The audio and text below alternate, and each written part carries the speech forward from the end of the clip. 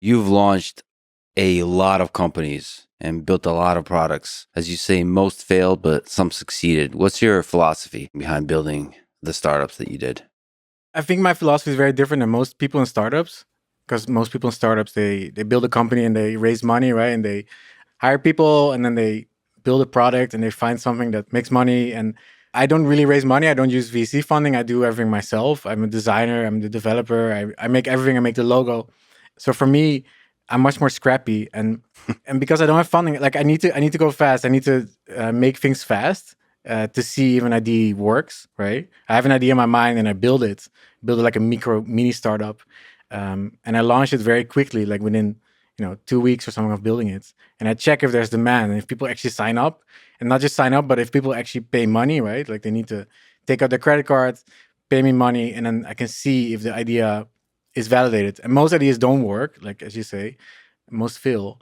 So there's this rapid iterative phase where you just build a prototype that works, launch it, see if people like it, improving it really, really quickly to see if people like it a little bit more enough to pay and all that. That whole rapid process is how you think of. I think it's very rapid, and it's like if I compare it to, for example, Google, like our big tech companies, especially Google right now is kind of struggling. Like they made like Transformers, they invented all the AI stuff years ago, and they never really shipped. Like they could have shipped ChatGPT, for example. I think I heard in 2019, and they never shipped it because they were so stuck in bureaucracy. But they had everything. They had the data, they had the tech, they had the engineers, and they didn't do it.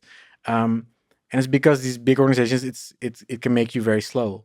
So being alone by myself on my laptop, like in my underwear in a hotel room or something, I can ship very fast, and I don't need to ask like legal for like, oh, can you vouch for this? I can just go and ship. Do you always code in your underwear? Your profile picture, you're like slouching on a couch in your underwear, chilling on a laptop. No, but I do wear like shorts a lot, and I usually just wear shorts and no t-shirt because I'm always too hot.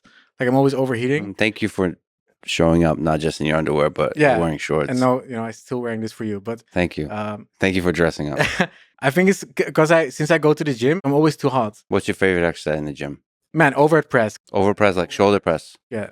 Okay. But it feels good because you win. Because when what is it? I do 60 kilos, so it's like 120 pounds or something. Like it's my only thing I can do well, in the gym. And you stand like this, and you're like, I did it, like a winner pose. Yeah, victory pose. I do bench press, squats, deadlifts. Hence the mug. Yeah. Talking to my therapist. Yeah. It's a deadlift. Yeah. Because it acts like therapy for me, Yeah, it is. Which is controversial to say. Like if I say this on Twitter, people get angry. Physical hardship is a kind of therapy. Yeah. I just rewatched Happy People, A Year in the Taiga, that Werner Herzog film where they document people that are doing trapping. They're essentially just working for survival in the wilderness year round. Yeah. And there's a deep happiness to their way of life because they're so busy in nature. Yeah, 100%. Like there's something about that physical, toil. Yeah. My dad taught me that. My dad always does like construction in the house. Like he's always renovating the house. He breaks through one room and then he goes to the next room, and he's just going in a circle around the house for like the last 40 years. So he's always doing construction in the house, and it's his hobby. And he taught me when I'm depressed or something. He says like get a big, like what do you call it, like a big mountain of sand or something from construction, and just get a shovel and bring it to the other side, and just do like physical labor, do like hard work, and do something, like set a goal, do something. And I kind of did that with startups too. Yeah, construction is not about the destination, man. It's about the journey. Yeah, sometimes I wonder, people who are always remodeling their house, is it really about the remodeling? Or it's not. Is it about the project, the journey, the puzzle of it? No, he doesn't care about the results. Well, he shows me, he's like, it's amazing. I'm like, yeah, it's amazing. But then he wants to go to the next room, But I think it's very metaphorical for work, because I never stop work. I go to the next website, or I make a new one, right? Or I make a new startup. So I'm always like it gives you something to wake up in the morning and have coffee and then kiss your girlfriend, and then you have like a goal. Not today I'm going to fix this feature. Today I'm going to fix this bug or something. I'm going to do something. You have something to wake up to, And I think maybe especially as a man, but also women, but you need a hard work, You need like an endeavor, I think.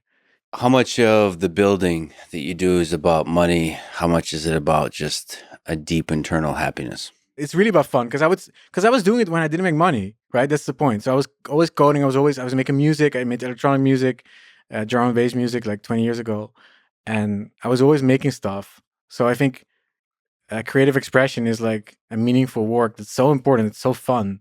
It's so fun to have like a daily challenge where you try figure stuff out. But the interesting thing is you built a lot of successful products, and you never really wanted to take it to that level where you scale real big and sell it to a company or something like this. Yeah. The problem is I don't dictate that, right? Like if more people start using it, if millions of people suddenly start using it and it becomes big, I'm not going to say, oh, stop signing up to my website and pay me money.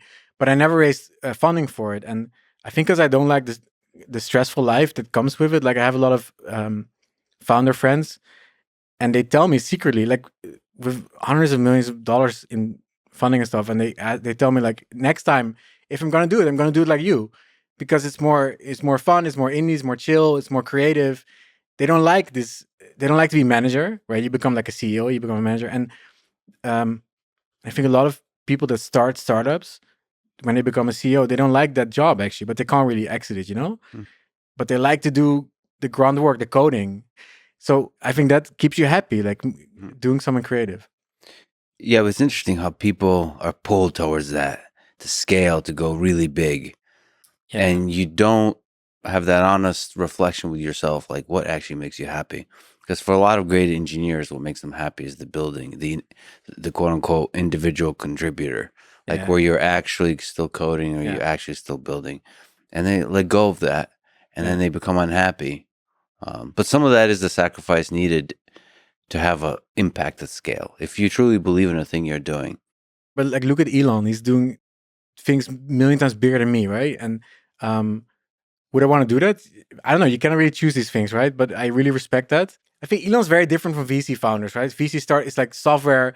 There's a lot of bullshit in this world, I think. There's a lot of like dodgy finance stuff happening there, I think. And I never have like concrete evidence about it, but your gut tells you something's going on with like companies getting sold to friends and VCs, and then they do reciprocity and there's shady financial dealings. With Elon, that's not. He's just raising money from investors and he's actually building stuff. He needs the money to build stuff, you know, hardware stuff. And that I really respect. You said that there's been a few low points in your life. You've been depressed.